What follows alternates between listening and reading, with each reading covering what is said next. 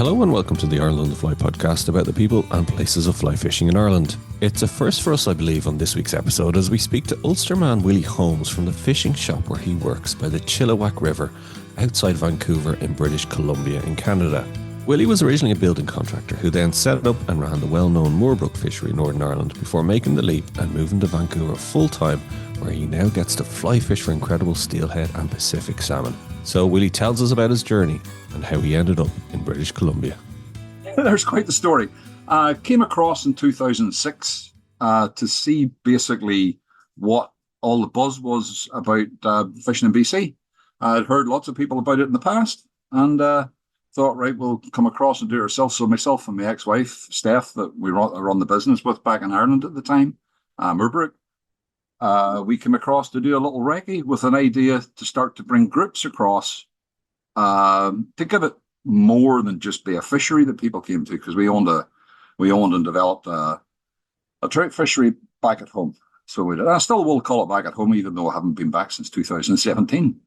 So they got brought across. They went across to Vancouver Island to start with. And they say about Vancouver Island, it's a place where a lot of older people go to die. So it is. It's a sort of retirement part. It's paradise. Maybe I'm older now. I'd fit right in. So it would. But it's the fishery was amazing and still is, with five strains of Pacific salmon that on a leap year like this year you can get them, not a leap year like this year, on an odd year in our system here, 2021, 2023, 25, all moving on like that. We get the pinks, so you can get pinks and moving on through other species. But really, it was just the enormity of how good the fishing was there, and Tom that brought me across. And it's got proper mountains. Have you ever been? Have you ever been over? No, I had all my aunts, my dad's side, they lived in either New York or Montreal, and the daughter, my cousin, she ended up moving out to Vancouver, and all the family followed her because it was just so amazing. And they'd visit her for a weekend, and then it'd become a month, then they just all moved out. No, it is a beautiful part of the world. I mean, I haven't been back home since 2017. Just went through, I was going through the immigration process, and also with COVID and that, you couldn't get back. So haven't been back there for a long time. I still like the thought of home. So I do, but this is very much home now. I mean, I have a 15-year-old kid who's got really heavily into fishing. He's called Spilt Fionn. We call it Finn. I wanted to call him Spay, but alas, my partner wouldn't let me. And you're in it's Chilliwack, is it, Willie? Where is that now? Chilliwack. Yeah. I used to call it Chilliwack. It's called, and the locals get annoyed with us Irish guys saying Chilliwack. It sounds as if it's cold all the time. It's about 100 kilometers away from Vancouver. I mean, it's almost with the sprawl of Vancouver now. I mean, Vancouver's very rapidly reaching out here. So it is. There's been no real slowdown with the construction trade the way that we had in Ireland. There's a lot of people that can't afford to live in downtown Vancouver now that basically have moved out towards the valley here. The house building that's gone on here in the 15, 16 years that I've been around is insane. So it is. Still full on. Whenever, I'm not sure what house building is doing there at the moment, but I know at 2008 there was a hell of a stoppage. I was involved in the building trade. I was a building contractor for a lot of years. And certainly it's never happened here. They just keep getting, immigration's there is an awful lot of people in the area now. And like the particular river that's about 200 meters away from where I'm sitting, the Vedder / Chilliwack, it's the busiest river in BC because it's so close to Vancouver. It's insane the amount of people that we see in this river on any given day whenever there's salmon about. It's been busy enough for steelhead so far this season, so it has. But there's started off strong in December. There's probably a few fish caught. There's a few earlier fish in around October. But generally it's December the 14th would be the alarm bell for a lot of the old local guys to start to go out. Like we had a really good salmon season, which, to be honest, coho salmon were still being caught into December. So they were. So that sort of overlaps a little bit with the start of our true winter steelhead season. And it was phenomenal last year. So it was. I mean, there was bigger figures. There's bigger figures on chum than what there'd been whenever even I was bringing groups across. And I brought groups across until about 2012, 2013. And it was insane how, I mean, we'd had a few down years. So we had where there was no openings because DFO, they're in charge of any openings for retention. I mean, like whenever we first came across here, and I remember me groups coming across and they were like, oh, everything's catch and release and there's no murder and there's no death. It's on any given day, there's a lot of blood dropping out of cars in the way between Vancouver. Yeah, you were saying that to me when I was chatting to you. I was a bit taken aback because I thought it was but you know, it's fairly there's a bit of carnage goes on. There is, and it's like anywhere where there's an excess of fish. Some people feel the urge to think that it's a totally free resource. So you do get, it's the same everywhere. We get people that do the dirt and take more fish than they should do. I mean, it's a really big area that the DFO officers cover for where we're at in Region 2. That's the sort of lower mainland that takes up an awful lot of rivers and around this area. Right from Vancouver through out to as far as Hope and beyond. So it does. So there's a lot of big rivers involved in that, and there's not a great number of officers that are there on the grounds. So there's lots of dodgy stuff goes on. So there is, but it's like that everywhere. It's like that everywhere. I mean, people see salmon in a nice pool in Ireland, and they think there's no video cameras on them. They can they can do a bit. Actually, we have a video camera that's linked to our website that's live all the time that you can check out, and you can see. I mean, if you look at it today, just go to www.pacificrivers.com and you can link in and watch it in live view. So it was actually. It's fun for some people. I mean, there's a lady that contacted me the other day. I must fix the zoom in the camera because apparently I'm zoomed in too much. So we were probably seeing there was a guy had a fish across from us last week, and we're probably trying to see if it was hatchery or wild. Right, because zoom's that good. Well, it's the fact to see if he was allowed to kill it or not, because you're not allowed to kill wild steelhead.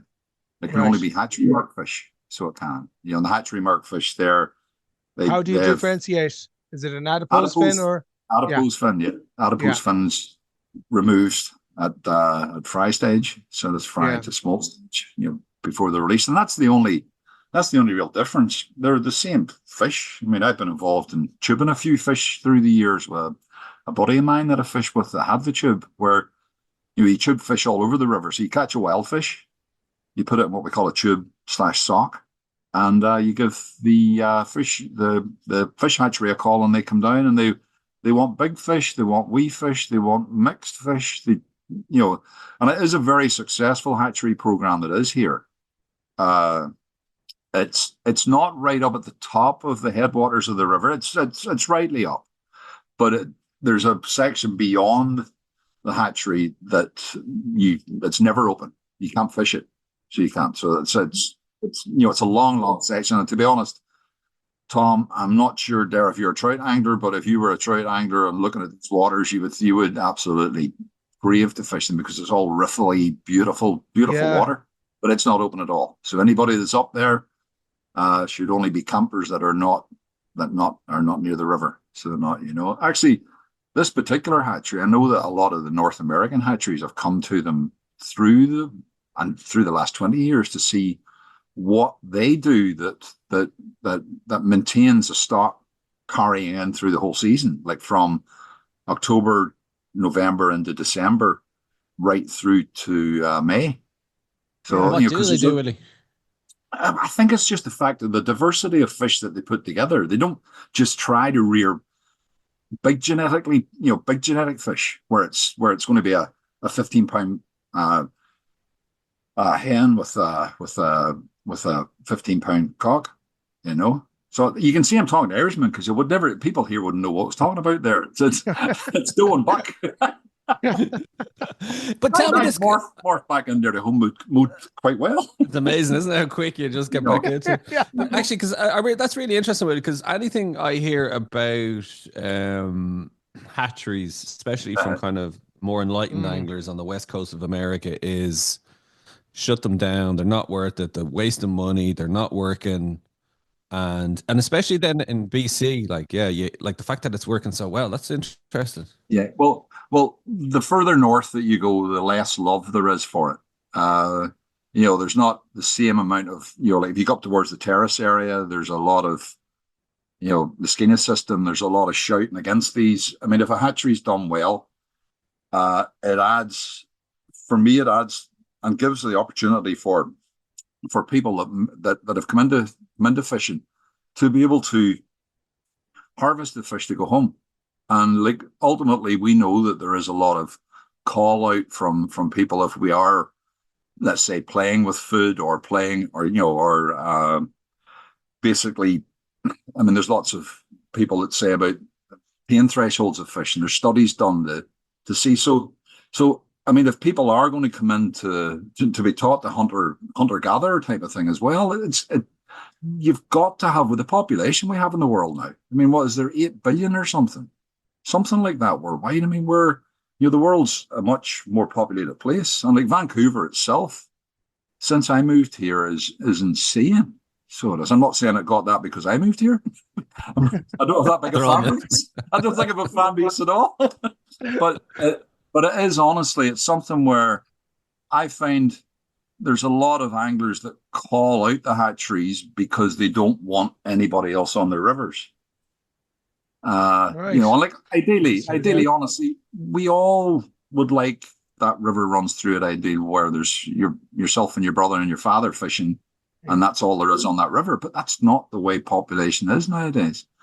It does grind my gears whenever I'm fishing down through a pool and some a-hole comes out and low holes and goes into the muddy water and pulls out something. And like that's something that does happen quite a lot. I mean, we don't have the same.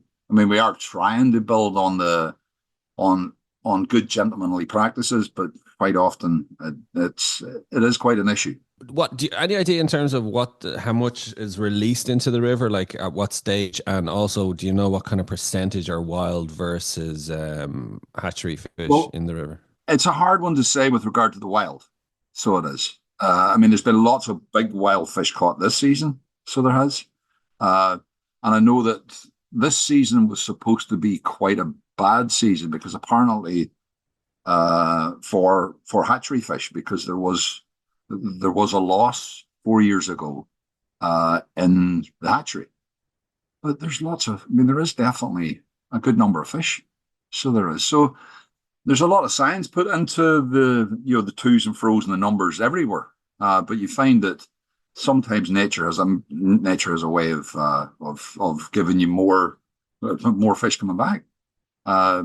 Definitely, this season's been good so far. It's been really, the last week has been sort of bad and slow because of water levels, and there's less fish coming in just at the moment. But we're due to get some water at the weekend, and hopefully that'll be the same way in there, and it'll give a little bump and throw some scent out there and pull those fish in. But with regard to figures, the figures are bandied around each year that there's 200,000 smolts put in. They're taking the smolt level here. So they are, and released at a couple of different areas on the river. They're not just dumped out of the hatchery itself. They used to be released right down through the river. So you would have 3 or 4 different points right down to, there's a bottom stretch they call the canal, and they would have dropped fish there as well. And fish would have lay there at the time, because they were coming back to their home water as such, their home little slough. But there was a lot of intensive fishing by let's say, less reputable anglers down in the canal at certain stages at steelhead season. And they decided to stop putting the fish in there so that they'd make a faster route through. And definitely it does happen, because the fish go up further in the river to go into the little side channels that are closer to where they've been released. There's quite a well, we have a lot of fish lying below the shop at the moment. We're just upstream of the Vedder Bridge, which crosses over the Vedder going towards Cultus Lake, and on the downstream, basically underneath the shadow of the bridge, there's a big pot of fish lying in there at the minute that have been hooked by every angler in Vancouver over the past couple of weeks because the water's been low, and it looks almost like salmon season. The fact that you'll get a Saturday morning, there'll be 30 anglers there. Those fish, they're not just lying there because the water's lower. Some of them were sure lying there because they were deposited at Peach, which is half a kilometre downstream of that. And it's the first deeper hole that's there because the river is so shallow at the moment. I mean, it's definitely low. So as you know, big thing with these rivers, with the both of you not having been here before, they change. They're, the definitely lower reaches here goes to gravel. And whenever you get floods, I mean, we had a really big flood back in 2021. You probably saw it all over the news back home where, Chilliwack was cut off from Abbotsford, the old lake, had tried to form itself. I mean, basically the river had been rerouted. What we call Vedder Road, back in the late, I think it was away in the 30s, in the 1930s, or even slightly earlier. The river was totally rerouted, and that's the main highway that we have. That's the main large sort of 20-kilometre street of Chilliwack and Sardis. So in 2021, it tried to reclaim it all back again. There was water flooded in from the Sumas, which came from the States, and the way the river changed then was phenomenal. So it is. I mean, I remember actually even going back to 2006, whenever I first came across, myself and Steph went down and looked at a pool at Lickman, and it was about 20 foot deep right at the side of the car park.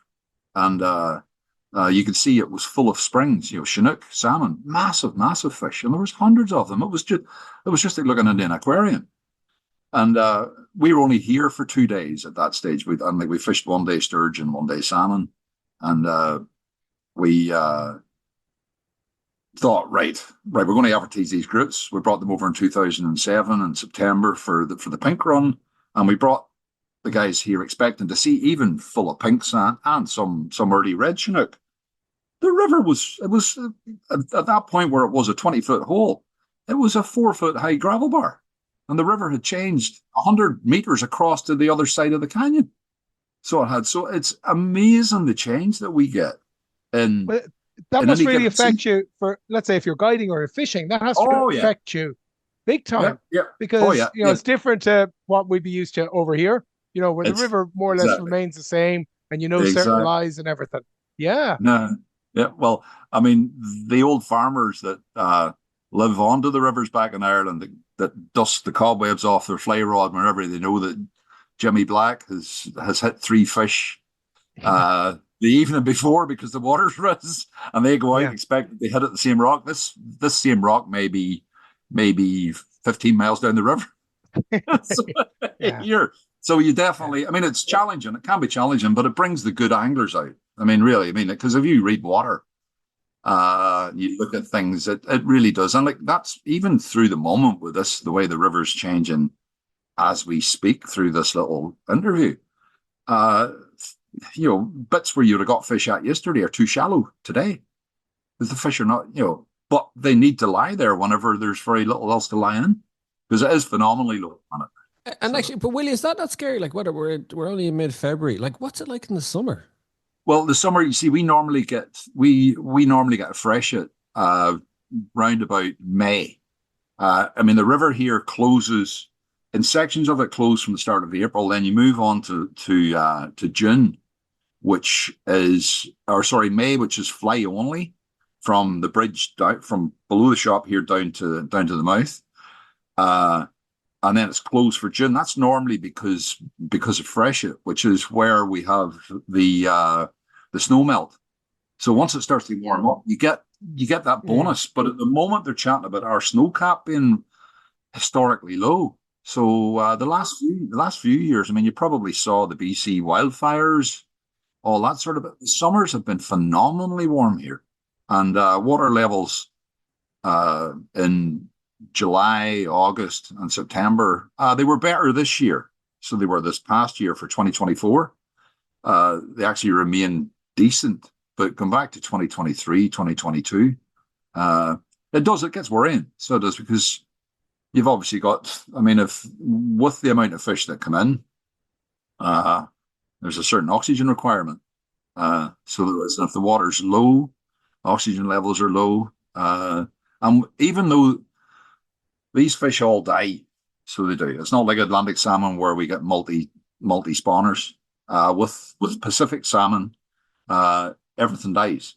But you need it to die at a time and an area where it's done its business, don't you? You don't want it dead before it gets there. And I mean, that's the thing that you get with. I mean, we're allowed to kill quite a few. I mean, you're allowed 4 salmon a day, so you are. You're not allowed 4 of each species, but you're not at certain opens and closures. It's all done by the predictions of what they're seeing on the test fishery that they gill net on the Fraser, or they actually net in the Fraser to see whether you'll have an opening, because they judge the number that come into a net through the course of an evening, and they try to, the time that a run will start sets for sockeye. Like the sockeye fishery has been really decimated over the last 10, 20 years. So it has. On the last 3 to 4 cycles of 4-year cycles, we get an opening each 4 years to fish the Fraser for sockeye. And sockeye are very prized fish for food. And basically it is a meat fishery that opens for that. You'll find that families go out, they go onto the Fraser every fourth year at the moment. I think we almost had an opening last year. There was almost enough, from what I heard. But again, that's not coming from government. It's coming from old Jimmy on the river. So it is. Yes. We know all the BS that we get off us. So we do. But there's no real, there's no real state. No, on the 1st of September next year, you can kill a fish. It's a live program all the time, and you've got to check when you do go fishing if the regulations have changed that morning. So that's where the government website's quite handy to go to, just to see if you're allowed to kill, even if you're allowed to fish it, because there's closures there's closures in the smaller streams there because of the oxygen levels. So there's definitely you have to keep everything checked, up to date, and have a look at everything before. Yeah, exactly.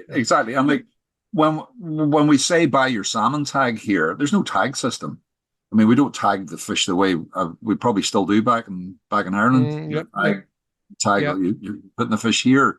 You buy your salmon tag, but it's just an endorsement on your license. So, and if you're not going to retain salmon, you don't even need to buy that tag. Whereas whenever you're fishing for steelhead, or even say you're a trout angler that says that, I'm going for trout or for whitefish or for whatever's in the river, I'm not fishing for steelhead. You're breaking the law. You've got to, if there's steelhead present and it's during steelhead season, you must buy a steelhead tag. It sounds like we need to, correct me if I'm wrong from what you're saying, is that the government or the local policy, they're very proactive. Like they're in a good way, like, are they? In a good way. I mean, it is. I mean, they do get a lot of people calling out authority and saying DFO don't do enough, or they don't do this. They do actively look at what's going on in the system. Now, it's good in a lot of ways. It can be to the detriment in some other ways, because the Fraser's a really big river. I mean, the Fraser itself. It's huge, isn't it? It's 1,300 kilometers long. Yeah. What's that, about 900 miles or something like that? Yeah. And whenever there's no openings and there is salmon about, there's not numbers of people on the river. And as we know from the Irish fishery and the UK fishery, is that if there's people on the river, it helps to stop a lot of skullduggery going on. So it does. So it used, in 2000 2007, whenever I started to bring the trips across here, you could advertise 2-3 years in advance and sell those trips out, knowing that you would have an opening on the Fraser in October for the big run. But over the last 10 years, that's been very sporadic because they've had to react to the numbers of fish that have been reported from the Albion test fishery, which is a test fishery, the nets on the bottom of the Fraser. So there's a lot, and the sockeye fishery really is the one that does drive a lot of that, because the sockeye returns are what a lot of figures are based on. And I did mention about the sockeye fishery being a meat fishery. I mean, basically there's a method that's used for that, because the Fraser's dirty. The only time it's clean is this time of the year, whenever there's no snow melt running through it. So normally it's not a nice glacier color. It's dirty looking. So there's no real. Yeah, I've seen pictures of it. It's kind of like so it's mucky, grayish. Exactly, milky, and that's because of the snow melt. So it is, and just the sheer captive area that it brings water from. So fish can't readily see to be able to follow your fly or follow your spinner or follow whatever. So that really, there's a system born from the devil called bottom bounce, and when done right, it can be, when done right, it can be ethically done. But a lot of people are using you'll use a round lead weight on a big 10.5 foot float rod, heavy rod, or spinning rod, with a fixed spool reel or a multiplier, a bait caster, and you fire out as far as you can, and you want to use the weight of lead that will keep you on the bottom and just bounce it along the bottom, coming back down to the hang down. Now, if you use a 5 foot leader, your foul hook ratio is very small, because these fish are coming through in huge numbers.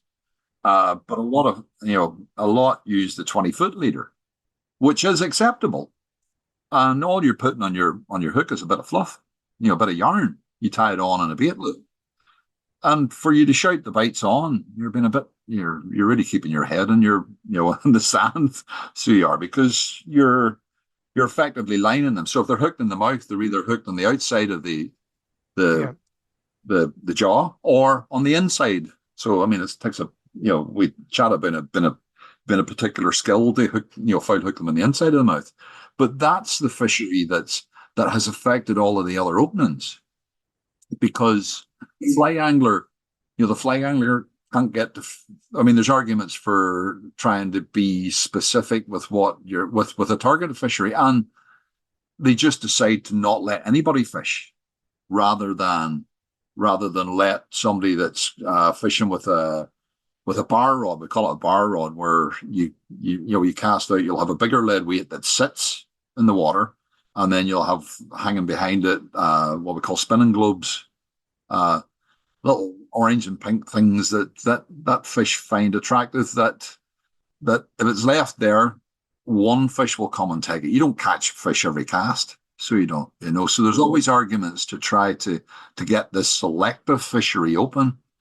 But because people don't abide by the rules, they have that closure mentality where it's kept closed. And you thought you'd left that all behind you. Oh, good God. Good guy. They're only amateurs in Ireland. Sorry, guys. Really? Any of you think you're good poachers, come over to BC. No. But saying that, there's so many good people. There's so many good ethical anglers. And a lot of it is the fact that they believe that the sockeye fishery is the way that we fish. And this is family. Because it's accepted. It is to harvest meat. So very good. You've got usually a day limit for sockeye of 2 a day. So if you're going out to the bar whenever they're coming through, in the bar, the sort of the side of the river, and you get your 2 fish, go home. Come back the next day if you're off, or if you're retired, kill your 2 fish, get off the river. That's fine there, because it is just food for the family for the freezer. Yeah. But it's people that bring that particular tactic of bottom bouncing into everything that they do. You'll get fly anglers do it. Fly anglers do it with using too heavy a tip, too heavy a fly. Gear anglers do it by using, like say they're fishing 3 foot of water, they're going to have 8 foot from their float to their lead, and then they'll have another 5 foot of leader to their wool or their bead or whatever. So effectively, they're flossing them as well. It is. I mean, hopefully, I don't sound as if it's rampant. There is a lot of good people here, a lot of good anglers. So there is, but it's something you actively see it. You do see it, so you do. And I mean, I've been fishing a long time. I know you've been fishing a long time, Tom. We do not get a pull at the end of every drift. Yep. It doesn't happen, yep. But with some people, it looks as if they do. Because the rods wrench back. The rods wrench back as if they've just been taken by some Leviathan. So they do. This whole little rant started from Dare's query about how well it's run. It is run well, but there's problems on every side. So there is. Yeah. You know, ultimately. Actually, you mentioned there, I was going to ask you, that it closes in April. Is that because the steelhead are spawning then? Yeah. Well, I mean, certainly further upriver, it closes from the 1st of April. It closes above Tamahai Bridge, which is about 2/3 the way up the river. So that gives those fish. Although there's been a lot of, in the big floods, there's been a lot of gravel that's washed down from the top end over the last 20 years, and there's not the same amount of fish spawning there. So there's not. So it closes there on April 1st. But it's still open. It's still open down with you, is it? In April? Yes, it's open. Right. It's open from there down. So Tamahai would be, I think it's about maybe 10 kilometers or maybe just a little bit more above us. And then this is the Vedder, is it? Yes. Yeah. So it's the Vedder outside the store, but below the bridge it's called the Chilliwack. So it's the same river. Right.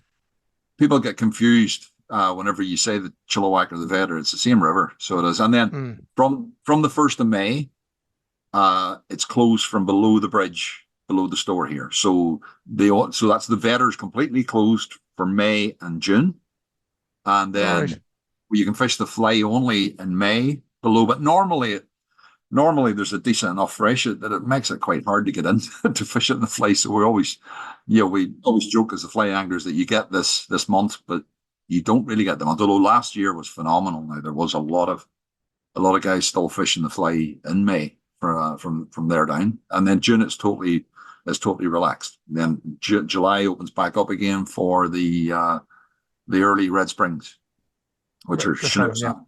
Yeah, but you're looking with the steelhead, it's because they're starting to run now and they're coming into the river to spawn March, April, early May. Is that it? Well, I mean, they come in, those fish that come in from October through, small numbers, October, November, but there's still fish there. Then December, those fish are all coming into spawn. So they are. So some may, like Atlantic salmon, they may be in the river for a long time before they spawn. Right. But typically that's what. Yeah, so that's typicically what they're saying. And actually, never. What size are they running at?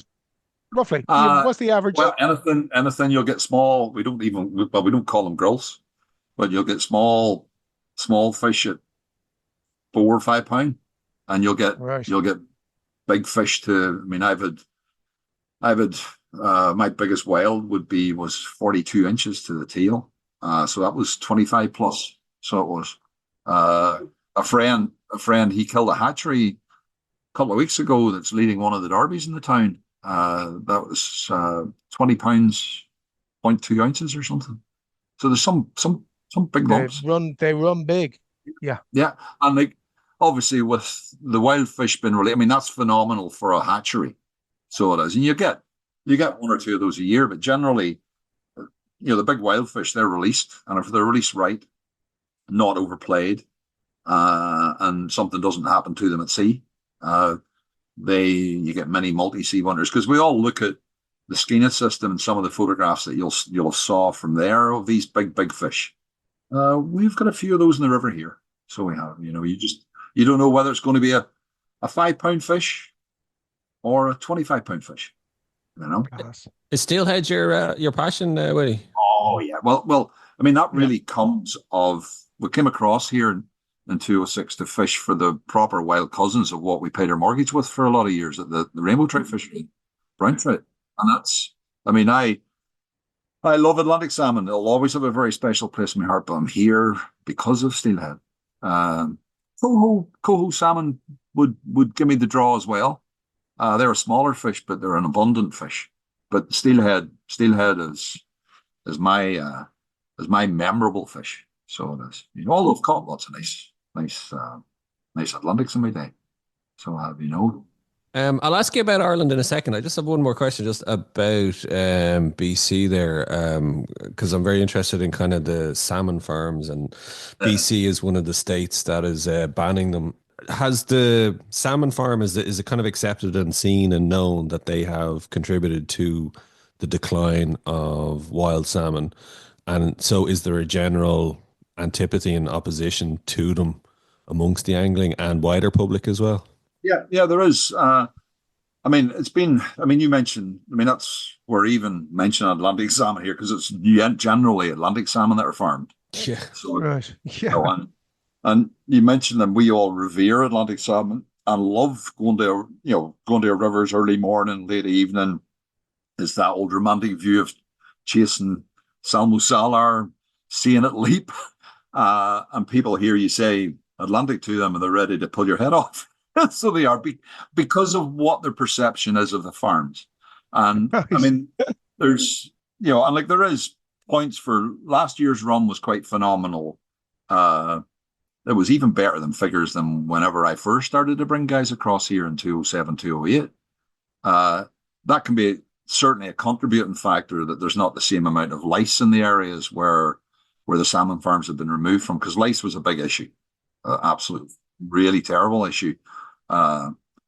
There's people that have like over the last 10 years have been involved in that fight to get rid of those salmon farms. And there's a fine line between, you've got a lot of First Nations that get a lot of rent off the farms because they're in certain areas. All right. Okay, so there's a lot of love for it, a lot of love against it. I mean, we sponsored a few rods. This was back whenever I was on the road in BC to a school over in Campbell River, and Gordon Sim was involved with the sort of getting rid of the net farms, and we had stickers for no open cage net farms. But yet, most of the parents of the kids that we were sponsoring those rods for were employed by the salmon farms. So there is that. There's the greater good versus the local economy. So I do feel that things last year were, as I say, phenomenal, and you can say that it was partly due to that, but it'll take a longer time to actually see how effective it's been, because there's so much effects, climate change. We have the way predation. I mean, there is a lot of pinnipeds around this coast. I mean, if you're fishing on the bottom, I'm regularly fishing in the canal section of the river down here, which is just up from the mouth, and that's 70 or 80 kilometers up the Fraser before you come to the mouth of the Vedder. And we have seals chasing steelhead. So we have big seals chasing steelhead, which mean they've had lots of salmon that have come into the river, and you'll see them right throughout the system. So they are everywhere. So they are, So there's not just. I think it'll be really interesting to watch the next 3 years, because it was 2021 that a lot of those were removed. When are they banning them completely, or what? I mean, again, that's something that somebody within DFO and probably within First Nations will be able to tell you far. I would never throw out a date because of what deals are done. So I wouldn't, but it is 2029. Sorry, there you go. I've just figured there for 29 to get rid of them all. Sorry, I'm just reading out the press release from the Canadian government. To better protect wild Pacific salmon and to promote more sustainable aquaculture practices, the government of Canada will ban open net pen salmon aquaculture in British Columbia coastal waters by June 30th, 2029. So that shows that there's obviously people to there's obviously communities that they need to take into consideration over the next 4 years. Yeah. So there's that transition period, isn't it? Because they're saying all those existing facilities will be required to fully terminate operations by that date and will be expected to make restocking and harvesting decisions consistent with this. Well, it's very enlightened of them at the same time, to be doing it. Like, I mean, if you've got many farms around, I mean, like, it's been, oh my God, well, it's 2017 since I was back home. Is there any farms out around Ireland at all? Or are they all gone with? I think they're all gone with. Oh no! And the government has a stated policy of I think they want to increase it sixfold, the amount of tonnage. They want to support the industry. Right. You know, so don't get me started. We did seriously. I see you waving there. I know it's definitely. I've got a little dagger in the heart there. I do a podcast called The Last Salmon. So there you go. But anyway, look, it's something we cover on this show a lot. Like, well, definitely, it seems to have the first knee-jerk reaction to the figures from last year and to what we've had even with steelhead. It seems to be very much a thing for the better. So it does, definitely does. It does. You know, and they are. I mean, we had a good coho season. We had a really. I mean, there was a lot of springs about. The ocean fishery over the last couple of seasons has been phenomenal. So that's because there's a lot of guys that guide around Vancouver Island and off of Vancouver as well. Yeah. So it's like basically not that far. It's not that far offshore. They're right and around the coast, and because like the fish don't head away very far. Well, they didn't in the past. Now with ocean changing conditions, that's another factor. So. We're fighting the same battles over here. You really are. There's things that are working and things that are not. But it was good to see that. But it was there's a lady that's given lots. Well, that report you shared with me there, Tom, Alexander Morton. She's been putting stuff on social media for years of getting onto the fish farms and video and getting down in video the atrocities that you can see. I mean, it's a shame for the fish themselves. So it is, like I come from a stock background with a trout fishery, so I do. So it's good, clean fish is a very important thing. So it is, You mentioned the fishery, Willie. We might chat to you about Ireland. Tell us about how you opened up the fishery. Well, I was a building contractor, and I bought a site, or we bought a site. Say that so I don't sound selfish. We bought a site, and there was a little pool on it. And the house, me being selfish, we built the house to act as a little bed and breakfast to make sure that the wife was busy when I was out building houses. so we built that. So the pool that was on the lake was it was only half an acre. It was shared between ourselves and guy next door. And we put 40 brown trout on it, and they did really well. We let a few of the guests that started once we started to open up. Fish in it, and locals started to call down and actually asked us. I'm sure there's the odd one poached it before they asked us, but asked us if we could fish it. So we decided, we did a little bit of research and decided to open it up as a put and take. So we did. So we got some rainbows into it. The next door neighbor, he dammed off the property line because it did run into his property at the stage by maybe 10 meters. It was mainly in my side. And he dammed it off and took another lake closer to his house, where he was building his house. So it left me in the opportunity, but could open it to the public. Because obviously, if you got shared water and you've got people jumping over fences and stuff and annoying them, it wouldn't be too well received. So we opened it, and within about it was 2 months. I went out for a walk one Sunday morning. And there was 16 acres for sale beside us. And I was really stretched at the time financially because we were busy building contractors. I was doing private houses, garage forecourts, a lot of different stuff. It wasn't a decent way of going at that, but there was a lot of money out. So I came down one morning, and walked into the kitchen and told Steph that I just bought the 16 acres around me, and she nearly fell to the ground. I said, well, I don't want anybody else to get it. And that's where the fishery really started to bloom from that. And it did it. We dug 6 little little lakes from an acre and a half to 3/4 of an acre out round, and made a nice little sort of manicured section. It was a bitch to cut the grass, I'll have to tell you that, and to weed it. I mean, people don't understand the work that's involved in a still water until they actually either rent one or develop one, just to keep it fishable for people. So we opened up. We had rainbows and browns in the top pool, which we closed during the winter. They allow with I was going to say DFO, but it's not DFO over there. God, I need to get home for a bit, don't I? So, part of the fisheries anyway. It became very successful. We had the bed and breakfast. We had the tackle shop. That's where I met Tom at the time. Tom, my Hardy rep.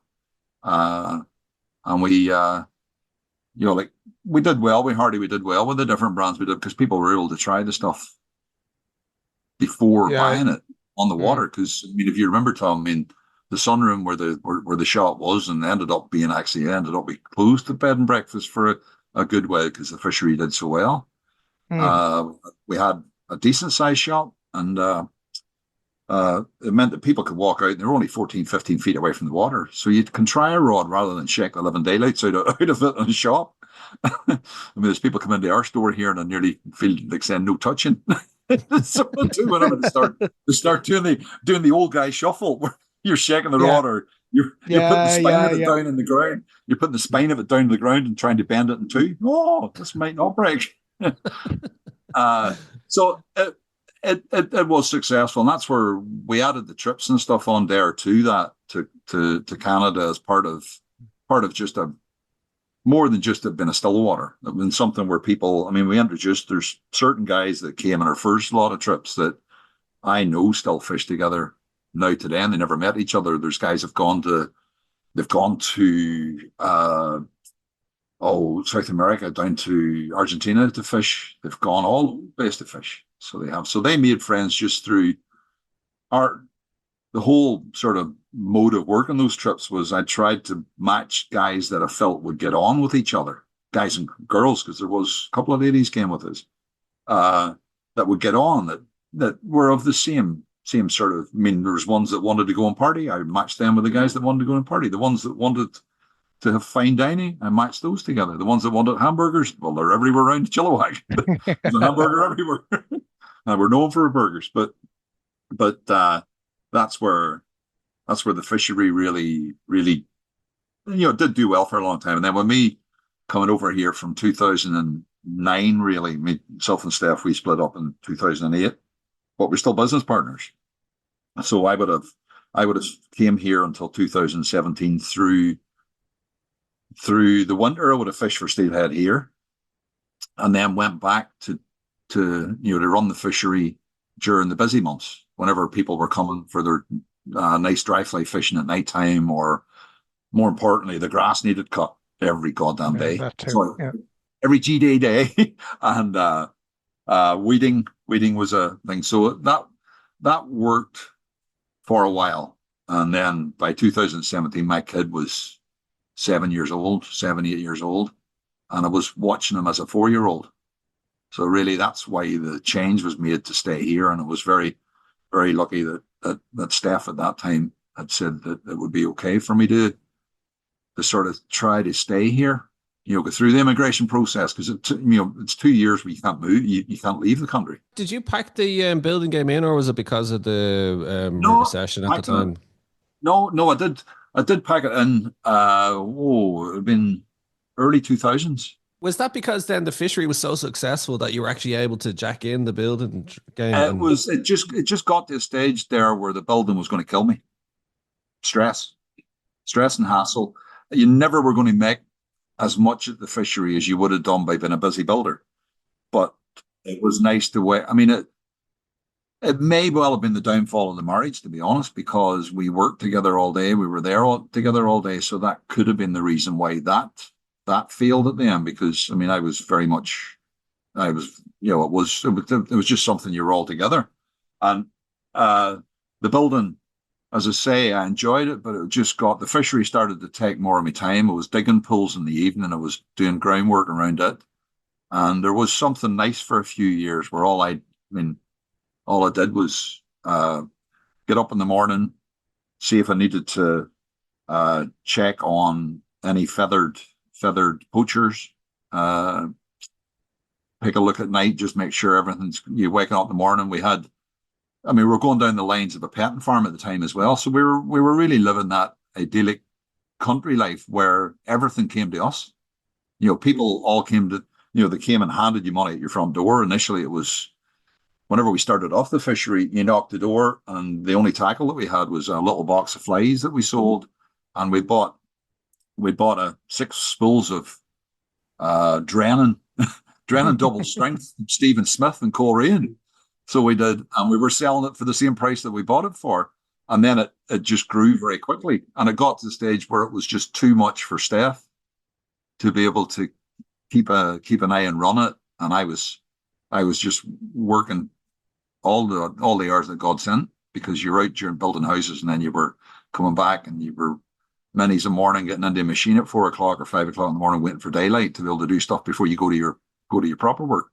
So, and as I say, it was stressful. I mean, I love building houses. I loved producing a product that people liked. But in Ireland, everybody that you build for has got somebody that thinks they're an absolute architectural genius and an expert. They could set you straight, set you right. Exactly. I mean, I don't think, unless things have changed very much in Ireland, I don't think have you got a cowboy builders thing for Ireland? You don't. For the UK, yes, because it's such a population and people have to trust these idiots that come into there and ruin their sunrooms or whatever. We've never got away with that as a builder in Ireland. And if, because there's always somebody that would say this, oh, you do this, you do that. And like, it just got to the stage where you were just thinking, oh my God, because we produced a good product, I had good tradesmen with me. And it was a case of go before it finishes me. I mean, actually, I was going to say at the start of this that if I had still been building, Tom, we never would have met. I would have been dead. I'd been out of the building for 3 or 4 years. And one of the guys that was the main reason that I ended, he was a client. We'd done a double guest house change. It was 2 old houses, and we knocked them into one. It was all old stonework and really heavy work. And I had 30 or 40 guys around it for a long time. It was an expensive job at that time. And he was the worst client ever I worked for with regard to getting money out of him at the end. Really, it was just like, suddenly, oh, this is wrong, that's wrong. There was nothing wrong. It was just a way to get a discount on the final project bill. Yeah. He gave me a call 3 years later to see if I would come out of retirement from that to come back and build for him, because he thought my firm was so good. I had to very politely decline. So the poor man's probably dead now because he was an older gentleman, but it was. I can remember going out and talking to anglers, because there was anglers in the lake at that time. Whenever the guy called me, and I remember, you won't believe this old guy that pushed me out of the building trade, because of stress and hassle, let's just call me 3 years later to see if I'll come back and do more. He was thinking of you. Actually, yes. Willie, I always meant to say to you, where did you get the bug for fishing? Where did you start? Was this prior to Moorbrook and everything? Where did you start? Upperlands, near Machara. Upperlands, Machara. I mean, I'm from the Coleraine direction, Castle Row, then moved to Portrush and then to Castle Rock. But my granny and granda, they owned a little. They worked in the factory. I think it was Clark's factory in Upperlands. It was just a little built area with townhouses. That the houses were built for the workers, and they've been there for a long, long time. So they had dams up there. They had 6 dams, and all of them were named. They're a good brown trout fishery. So it was. So we would have went up there through the summer. Myself and Leslie, my brother, who's now in Florida, went up and stayed all summer. My mum and dad were probably quite glad to get rid of us for the summer. We'd have stayed up there and just fished from morning to night. And my poor grandmother would never let us go up on her own. And you don't realize the love that a grandmother has for grandchildren until you look at it later in life. I mean, she's been dead for years now, but she came with us all hours of the morning. She followed you up. No, she followed us up and was always there with, whenever. And then we got old enough to be able to go, but it was the fact that she gave up everything just to be able to follow us around and head away to that. So like initially it was maggots and worms, and then moved on to the fly. And I mean, I enjoy all forms of fishing. I must admit, I'm not a fly snob at all. I love centerpin fishing over here. Done a lot of demonstrations back at home at testing events because I've been an examiner in the past for Gaia. I haven't been back since a long time, so you can't really say I'm not an active examiner for Gaia, but I am for the FFI I'm a level 3 examiner for the FFI. So I put a lot of value into becoming qualified, and that was because of the fishery. You wanted the people that came to the fishery to know that you'd studied and put something into providing a service for them that it was professional. But I mean, I was away from fishing for a good bit. I mean, the construction years were hard graft. I mean, they were 7 days a week. I looked at Saturday and Sunday as being the days that I brought in skeleton crews to each job, and then was able to go around and clean up all the shit that happened through the week. So I'm ready for next week.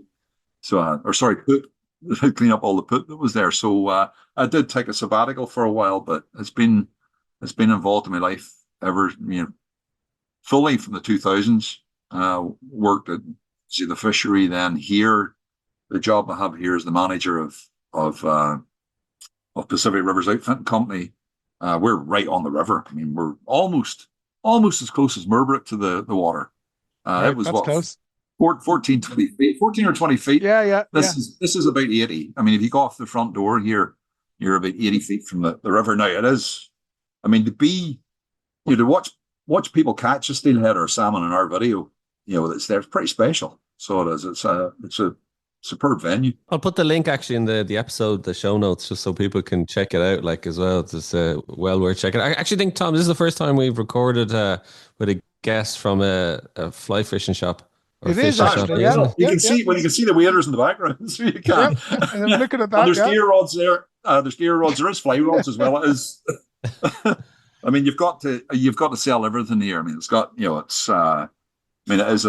is a big gear fishing mentality because the river's so busy. It's hard sometimes to get the space to fly fish the way we'd like to. And if you've ever come across and you think that you're going to take a step a cast and get a whole run down through a nice run, I'd need to have a couple of big guys. I need to have a couple of big guys with AK-47 stopping other people from coming down and low holing under. I do wish that would change. I mean, it is a phenomenal resource we've got here, and it is much cheaper to fish than it would be back at home. But I do miss the fact that if you pay for a beat, you know that you and whoever else that you're sharing that beat with, you're the people that you can rest. Yeah. You can rest the pool. You can do what you want with it. I miss that. Yeah, so that's to be said for it, isn't it? There is, and that's where, I mean, with us guiding out of the store, we can get access onto the Fraser and the Harrison, which generally you can find areas that you're not going to have 65 people on. I have a couple of jet boats. They're at my buddy's house, and it takes me about 20 minutes to get the boat to Island 22, and then we pick up guests either. Well, I mean, guests can meet us there, or we'll pick them up at the hotels locally, and take them there for sturgeon fishing or for salmon fishing through the salmon season. So that's all part of what we do in our here. If for your listeners, if they take a look at our events page, there's always lots of teaching and stuff. I'm very lucky with what my director is a guy, Tyrone Buckle, good guy to work under, and he designed the store. I mean, he's the manager of Atlantic Rivers Outfitting Company. And now he actually plays quite a big role within Loop as well. Well, he's global sales with Loop, because we are owned by Loop, by the owners of Loop. And Tyrone, he took a little mantra from some of the American stores, and we have a great social space at the front of the store. It's not all about square footage for product to be on. It's where the staff can interact with clients, where they can, I mean, the line winders there, people can talk to them while they're putting on their new line, or we run fly tying classes and courses. We've used the space for, there's a little autistic girl that's got her own YouTube channel for fly tying. It's the way that she gets over, helps to cope with the autism. And she had a birthday party here, and there was 11 or 12 kids came to it. There's one little guy that was so bad. I mean, he was fellow autistic. He was so bad that he come in, wouldn't make eye contact with anybody else. Had the earmuffs on to stop the stimulation to overstimulate him. So they were here for 2 hours. I got a local guy that does a lot of fly tying classes for him, Alan Penner. He's a school teacher. He came in, taught them through, and by an hour and a half, the young gentleman had the ear defenders off and was standing beside us at the till trying to sell stuff. So it shows the.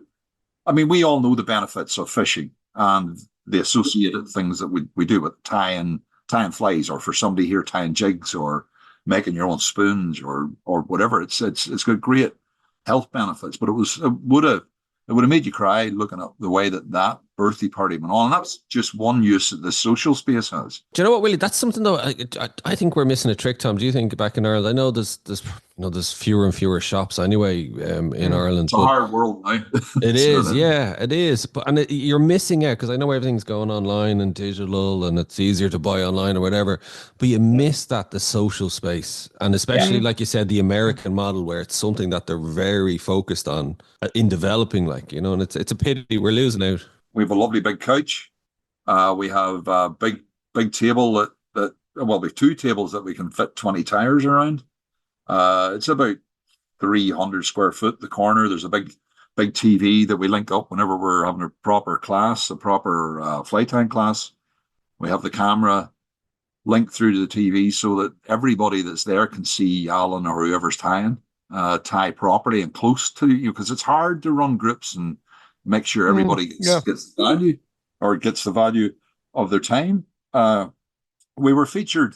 Oh, this is just after we opened. There was a lady, Mariko Azumi. She's from the Azumi family, who've been making fishing shows in Canada for 35 years. A lot of gear fishing, bass fishing, all that sort of stuff. But she's a daughter of one of the 2 brothers that were the real brainchild of that empire.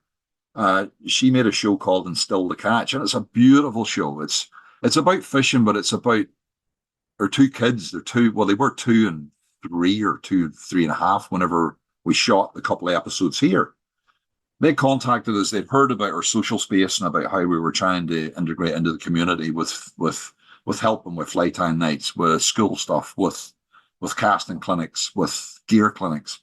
And they came, and we basically did the 2 shows. The premise of the show itself, she did 2 series of it, it wasn't about fish. Definitely wasn't about fish, because they caught very few fish through the episodes. But it was about instilling the values of what fishing and hunting, or what hill walking or whatever does to kids. And it was, I mean, honestly, I would recommend people to take a look if they can get access to it. It's called Instill the Catch. And her husband's a guy, Kevin Estrada, who's a great supporter of the story. He actually initially introduced us to Yeti. So he did. And Kevin runs, he's an ex-NHL hockey player who runs a very successful guide business called Sturgeon Slayers.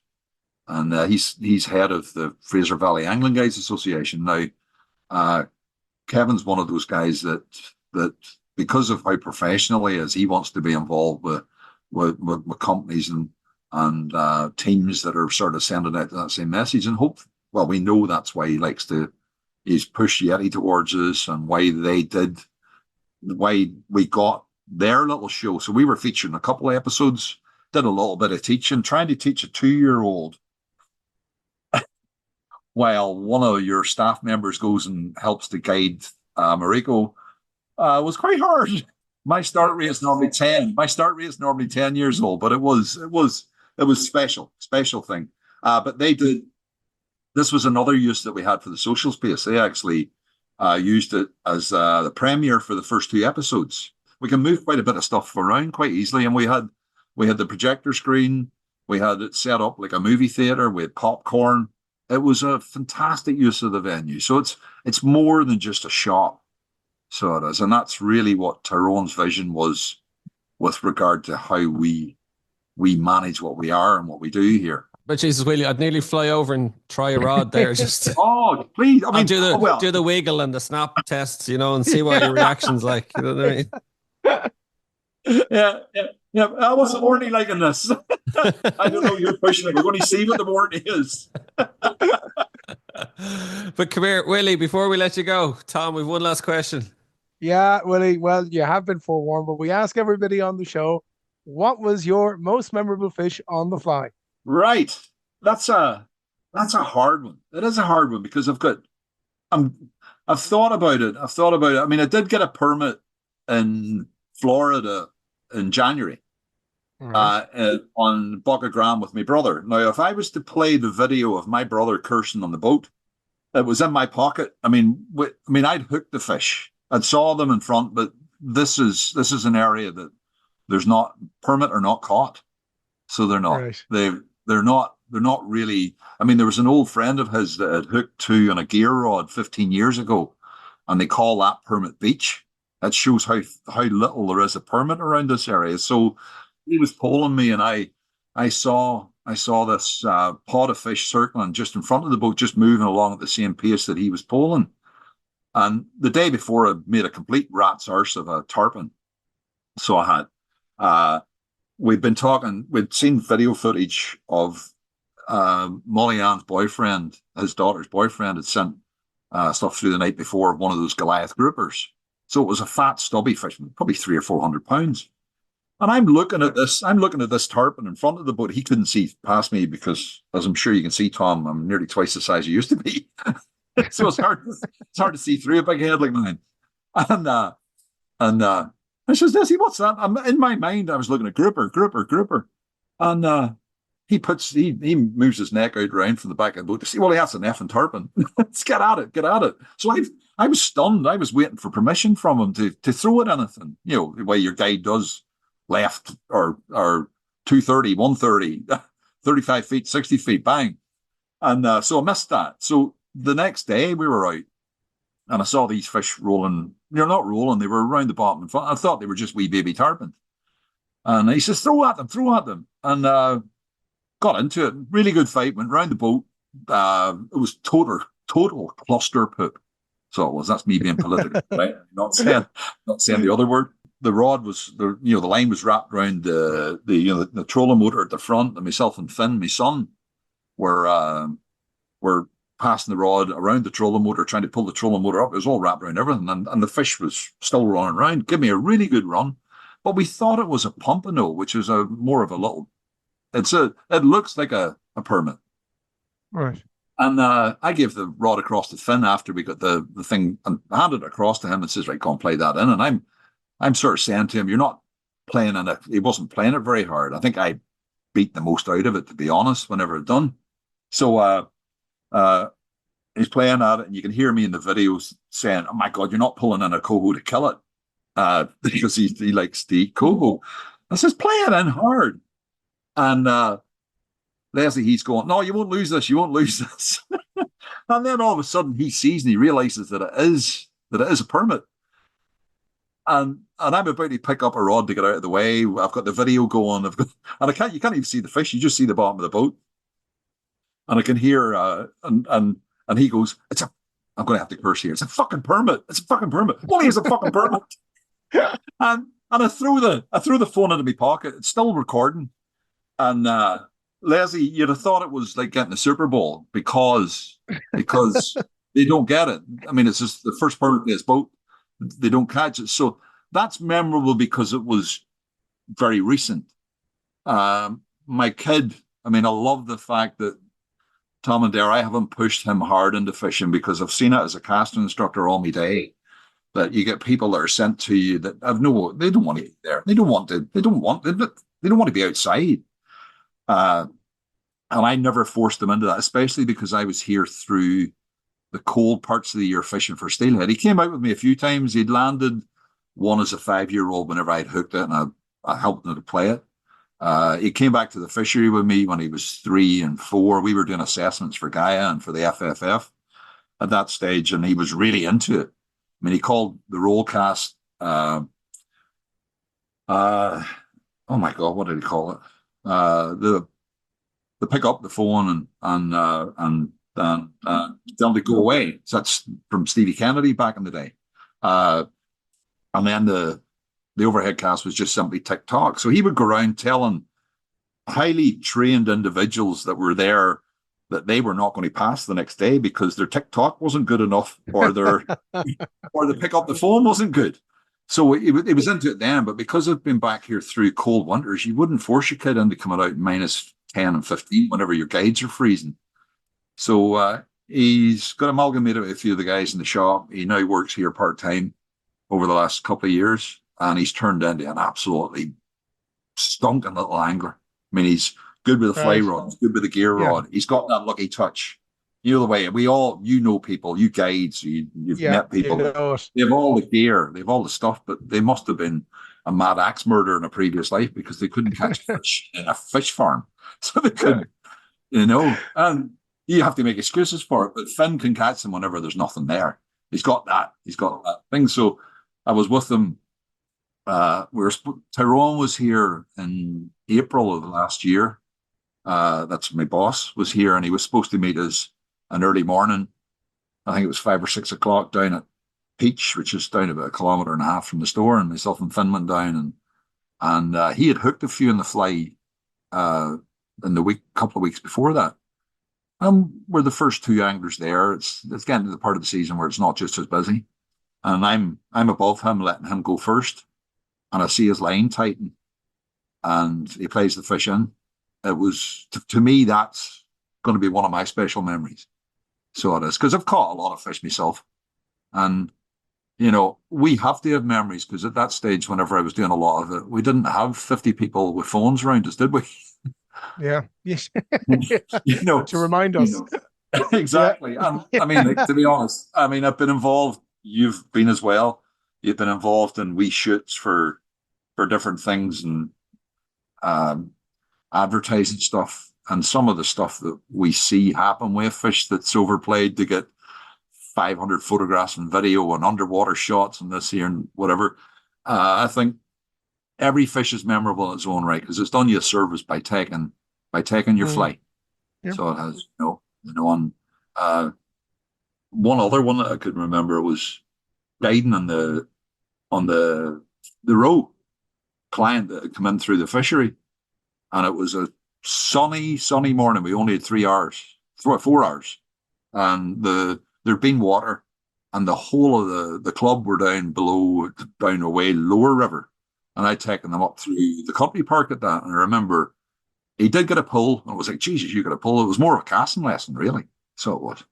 And we ended up getting one that I'll never forget. It was only a small fish. It was 5 or 6 pounds, but it sticks in my mind as, I think I prefer other people's memories or other people's interactions with it. So I do. So I know I'm not giving you a 25-pound story. I had one, but it's the memorable ones. That's the whole thing. Yeah. I mean, the permit. I mean, I should send you the video. I should send you the video of. Oh, dude, can we share that? Can we share? It's not fucking permit. It's a permit. It's a fucking.